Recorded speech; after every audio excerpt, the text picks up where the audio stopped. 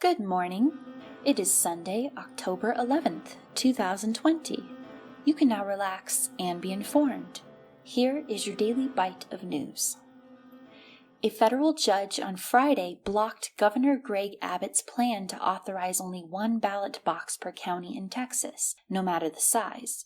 Judge Robert Pittman said the directive imposed a burden on an already vulnerable voting population that is somewhere between slight and severe. The public interest is not served by Texas's continued enforcement of a proclamation plaintiffs have shown likely violates their fundamental right to vote. This factor therefore weighs in favor of a preliminary injunction, Pittman wrote in his opinion. Texas is one of 5 states not allowing widespread mail-in voting amid the coronavirus pandemic. Federal Judge Kiyo Matsumoto of Federal District Court in Brooklyn on Friday allowed Governor Andrew Cuomo to move forward with new restrictions on gatherings at synagogues and other houses of worship, finding that the rules did not violate the free exercise of religion for Orthodox Jews. The judge declined to temporarily block the executive order ahead of 3 Jewish holidays over the weekend. She said she sympathized with the order's impact on the Jewish community, but rejected the argument that Mr. Cuomo had unconstitutionally targeted a religious minority. Apart from Jewish groups, the Roman Catholic Diocese of Brooklyn also filed a similar lawsuit against Cuomo on Thursday. The judge's decision means that Mr. Cuomo can impose the new restrictions as the lawsuit progresses. In Milwaukee, protests ignited earlier this week after prosecutors announced Wauwatosa police officer Joseph Mensah wouldn't face charges for shooting and killing Alvin Cole, 17 years old, outside the Mayfair Mall on February 2nd. Evidence given seems to show Cole fled from police carrying a stolen 9mm gun. Testimony from the officers involved and footage from the police car are said to show Cole had fired a shot while fleeing and refused to commands to drop the gun. The city of Wauwatosa issued a nightly 7 p.m. curfew after Krishlom's decision was announced to run until next Monday. Many people have ignored the curfew. Protesters in Wisconsin faced tear gas and pepper ball sprays Friday night as a result of the ruling. Videos circulating on Twitter show police charging in a line toward protesters chanting, "No justice, no peace." Police said some in the group were throwing rocks at law enforcement and buildings, and that they used tear gas to disperse the protesters. 2 reporters for the conservative news outlet Daily Caller said they were beaten with nightsticks by police as they reported on anti-police protests in Wauwatosa, Wisconsin. Shelby Talcott and Richie McGinnis said they were injured during the encounter with the Wauwatosa police. It was excessive force for sure, Talcott told Fox News on Friday. Nobody was resisting. When police told us to do something, we complied. Tonight I was brutalized by police in Wisconsin, the videographer said. This is me being dragged out of a vehicle and slammed to the pavement. I pleaded with police officers that I am here as press, was never given a chance to cooperate before they escalated to this. I am in shock. He was left limping after one cop whacked him in the knee with a nightstick.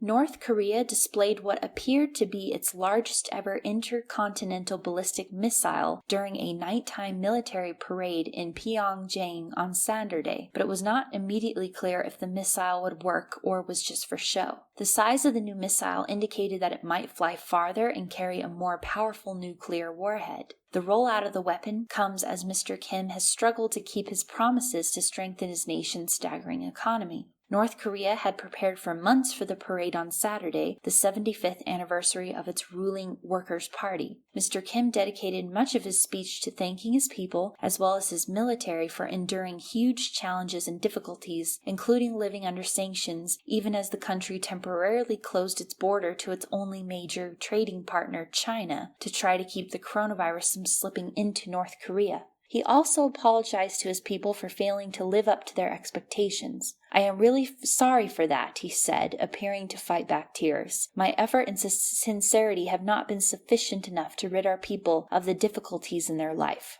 Mr. Kim's emotional apology was attributed to a shrewd way of placing blame on circumstances beyond his control and deflecting attention from the enormous resources poured into nuclear weapons. Mr. Kim's speech was notable for its lack of anti-American and anti-South Korean diatribes common in his statements. Instead, he offered his consolation to all those around the world combating COVID-19. During his speech, Mr. Kim reiterated his claim that the country had no cases of COVID-19 and a large maskless crowd gathered for the parade. Outside experts are skeptical about his claim.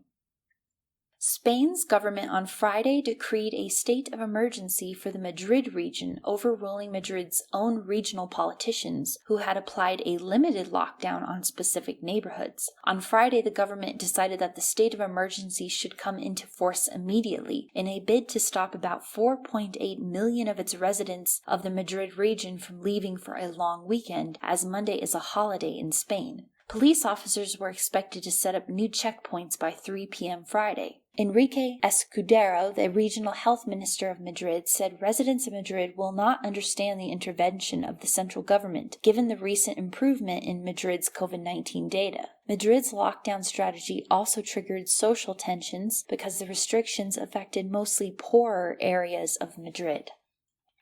President Trump ordered his Secretary of State to declassify thousands of Hillary Clinton's emails and also insists that his Attorney General issue indictments against Barack Obama and Joseph R. Biden Jr., essentially ordering direct, immediate government action against specific opponents, timed to serve his re-election campaign. You're running the State Department, you get them out, the president told Fox Business in an interview this week. Forget about the fact that they were classified. Let's go. Maybe Mike Pompeo finally finds them. Mike Pompeo responded on Fox News saying, "We've got the emails, we're getting them out. We're going to get all this information out so the American people can see it." But he also hinted that many of Mrs. Clinton's emails, mostly those that were stored on the State Department's own system, had already been posted on the agency's website after an unusually diligent effort by the department to respond to Freedom of Information Act requests from Mr. Trump's supporters. Her emails are heavily redacted. Last year, the State Department's own Inspector General found that while Mrs. Clinton had risked compromising classified information, she did not systematically or deliberately mishandle her emails.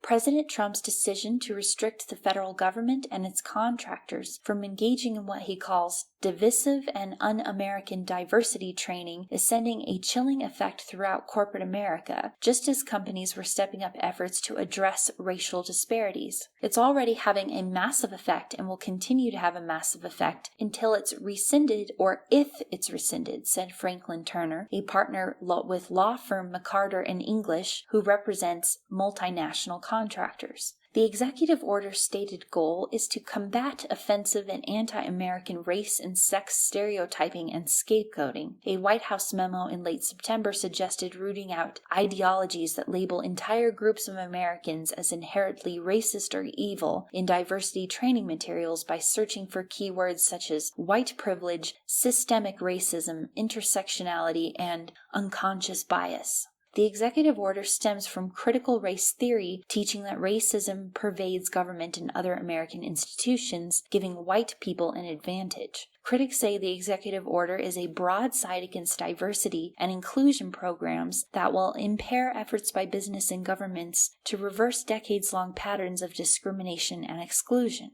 Behind the scenes, civil rights leaders and industry groups are exploring legal challenges to the executive order, similar to organized opposition to the president's Muslim travel ban. Those efforts are expected to intensify if Trump wins re-election. Asked about his executive order during the first presidential debate, Trump said, "They were teaching people that our country is a horrible place, it's a racist place, and they were teaching people to hate our country, and I'm not going to allow that to happen."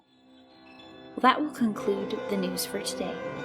If you would like to read up on our topics, please see our description below for sources. Subscribe, you shall receive a daily news update. Thank you for listening. Be relaxed, be informed, be connected.